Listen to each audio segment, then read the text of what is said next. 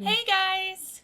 This is Sara, and this is my eldest child, who is 9, almost 10 years old, holding their kitten, Mittens. You want to tell us a little bit about Mittens? My very unhappy Mittens. She's a mess. She's a mess. She's disgusting. Yesterday she was sleeping in her litter. Like, just laying down, sleeping in the litter box. The freshly pooped litter box. She also likes to play in litter boxes. Oh yeah, that's her favorite spot. I don't think she wants to be in the video. I don't know why would. Well, this is the last you can see of this kitten. The camera's right up there. Oh, I love it. Alright. So this is my eldest child, Julian, who is 9, almost 10 years old, and they are going to make a video with me. You make this sound cheesy. I always talk cheesy. I'm a cheesy human being. So, I know that everybody who follows me on Twitter You're not allowed to eat cheese anymore. Everyone who follows me on Twitter, in fact, I started on Twitter when you were a little baby, and back when I called you the helpful baby, and I posted pictures of you looking like a basketball just crawling around my house eating my stuff. And so you've changed a bit since then. I've just changed a tiny bit. But I know that they would all It's only been a couple of years. They would all surely love to hear what kind of stuff you like. Depression. That's it. So you're dealing with depression, huh? We're all dealing with depression. We sure are. We are a depressed family. Our family is nothing but depression. But we're happy depressed people. That creates a paradox. We're happy, but we're depressed. Let me adjust this a bit more. Are you reading any books right now? I am reading Maximum Ride. Yeah. Do you know who the author is on that? No. That would be James Patterson. I was about to say maybe James Patterson. Why is James Patterson such a common name? Well, this James Patterson, touching the mic is going to make really loud noises. You see this bar here? Mm-hmm.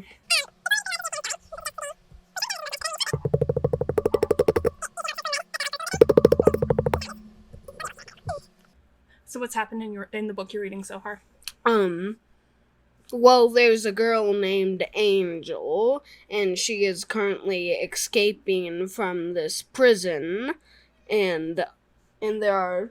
Hello, Annie. Annie. Come here. And she is escaping from this prison with, like, werewolf humans and... Wait, there's werewolves in this? Werewolf humans as, like, the guards, who really don't care about guarding stuff, they just want to kill. The bird. Kill bird.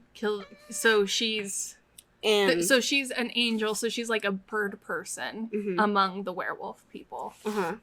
Well, no, the werewolf people aren't her friend. They're the guards. Oh. Protecting the prison. So she's held captive by werewolves. Mm-hmm. That's an interesting concept. And that's really as far as I've gotten. That's a pretty grown book for you to read in 4th grade. Actually, no, the words are ginormous. Each chapter is like 2 pages long. Oh, yeah? So it's not as big as it looks? It's a thick book. Like, they've got it in paperback, and it looks like this. Yeah, and there's like 25,000 chapters, but each one is like 2 pages, so... Julian reads quite a bit. We've been reading the Five Nights at Freddy's short stories together. I really like them. Yeah. We read this one called, was it 3 a.m. or 2 a.m.? I think it was 2 a.m. Something like that. And in this story... No, 3:30 a.m. 3:30? So, yeah, so there was a story, and it's like this lady who works at a diner goes to a... No, it wasn't the Freddy FAZBEAR diner. It was just something just like some like Denny's. Mm-hmm. Or whatever. Yeah. And so she goes to a garage sale, and she finds a doll that looks like, if she imagines that if she'd had a baby, it would look like this doll.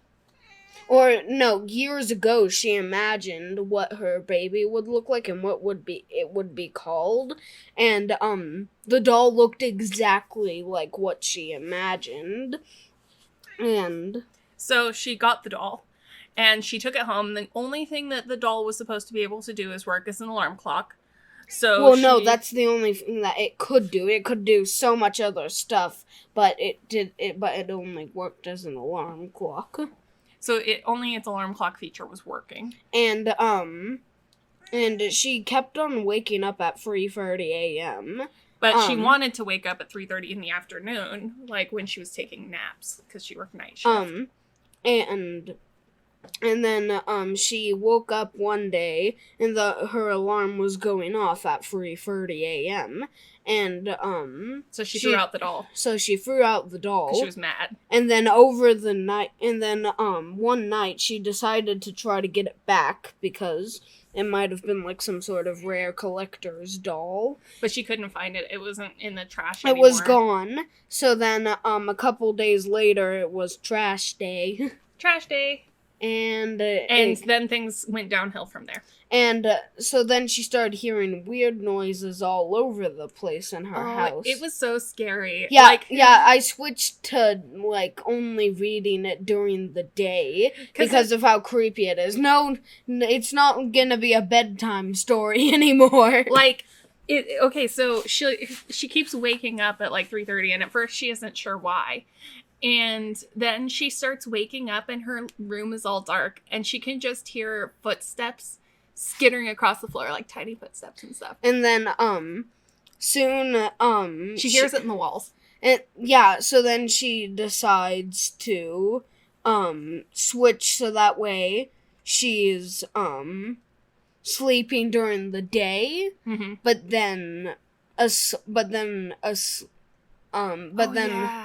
Then the doll starts showing up at work. Yeah, at her work. But nobody else can see it.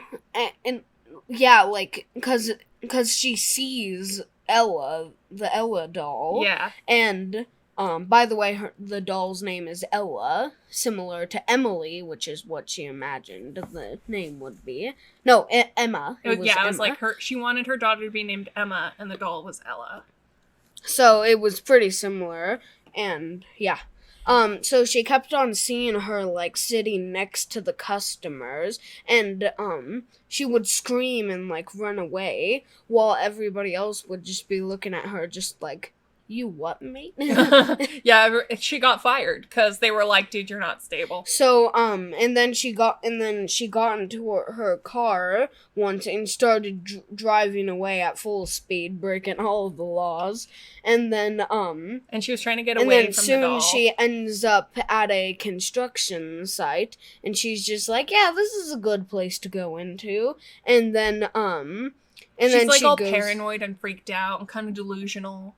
And when she gets there, she decides to hide in one of the vents to escape from the Ella doll. And then she gets stuck. Ugh.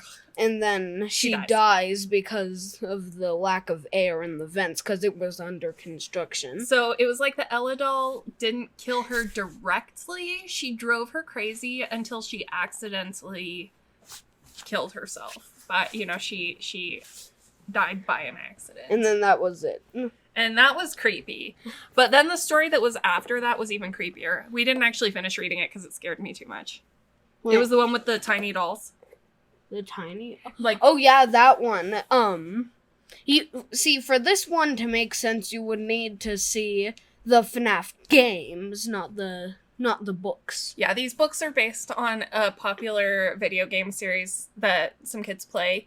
A lot of kids play. No, not kids play. Only grown adults who still poop when they play it. No kids are playing this. It's just the adults making YouTube videos about it, and then they poop their pants on camera. Okay, but there's a fair amount of kids who like FNAF as well. Anyway, it's a video game. They like it. They don't play it. It is kids horror. Supposedly kids horror. But it's scary. It's not kids. It's. Okay, so there's a security guard And he's protecting one of the places where all these evil animatronics are, basically. By the way, this is the basics. The FNAF lore is a lot more tangled. It's way complicated. I still don't know all of it, because I don't play the games. I'm too scared. Now, this isn't for everyone, but Game Theory covers the FNAF lore, and they do a pretty good job at it. Yeah. I mean, they have, 38 episodes about it, and they're still going. It's just that the latest FNAF game isn't out yet, so all the lore has kind of gone to a stop, but still, it's, really tangled. Was there much lore in the VR game? Oh, there was plenty of lore. That thing led to a whole new web of tangled mess and timelines and kid children murder. Well, anyway, all you really need to know about FNAF is that you don't want to be a security guard anywhere that they keep these, little murder robots. And also the murder robots come in many forms. And so this dude was working as a security guard at one of the locations. Was it at Sister Location? No, it was at mini games. Sister Location was one of them. Oh, okay. So he was at one of the locations, and then the guard, falls asleep at his desk or whatever, and he wakes up, and there's, a tiny little ballerina doll sitting there. Yeah. By the way, this is from one of the games, Sister Location. That was the game that got me into FNAF. And it's pretty good. It's very different from all the other games, which are really the same. Most of what I remember about trying to play Sister Location is there's this part where you have to crawl through the darkness really slowly. And if you die, you have to start over. I am not good at these kinds of games. They scare me, and I'm impatient. Play the first game if you're gonna play. Just play the games from the first game to the last game. And let me warn you, just don't play this as soon as you wake up. Do not play this, anywhere past the morning. Play it in the morning, and then if you pass, 9 a.m., no more. This is not a bedtime kind of game. So he falls back asleep after finding this doll on his desk, and he's like, no big deal, whatever. This seems completely normal to me as security guard in a murder robot place.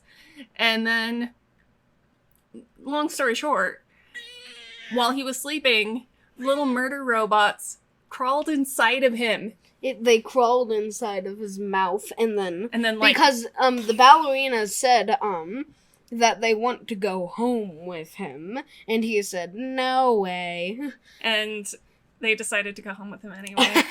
And soon his arms get all puffed up and infected, and then soon when he's at home, suddenly he just pops like a balloon, and meat-covered ballerinas come flying out. I don't know how they read this stuff and play this stuff, because if you guys have read my books, I can write some weird, gross, scary stuff, but these games just FNAF takes it to another level. Well, and it's all the jump scares, and there's robots crawling inside of you with faceplates. I have never done that. I have never done anything that weird and creepy. You should. We haven't read any more in a while, but I think we should. I think it would be cool. Because we're waiting for the next book. Yeah. I think it would be cool if we could do reviews of these as we read them together. We might as well. We'll be back to review something else next week. Maybe if we haven't read anything new, maybe we could review a movie or something. Good. Well, they are making a FNAF movie. That's still going on. They're making a FNAF movie? Yeah, they're still doing that. I didn't know that. Is it going to be live action or animated? I think it's going to be live action. Ooh. Which also means that we're going to have real life robots. Oh no. In suits. Well, with that unsettling thought. So, if you want to see us review more stuff next week, you need to like and subscribe. No. And hit that bell. No. Whatever that bell means. No, that subscribe button and bell is useless. I'm not. Like and subscribe. Although comment. And comment. And no, just comment. Julian might read and reply. So, thanks for joining us today, and we will see you next weekend. Say bye. Bye.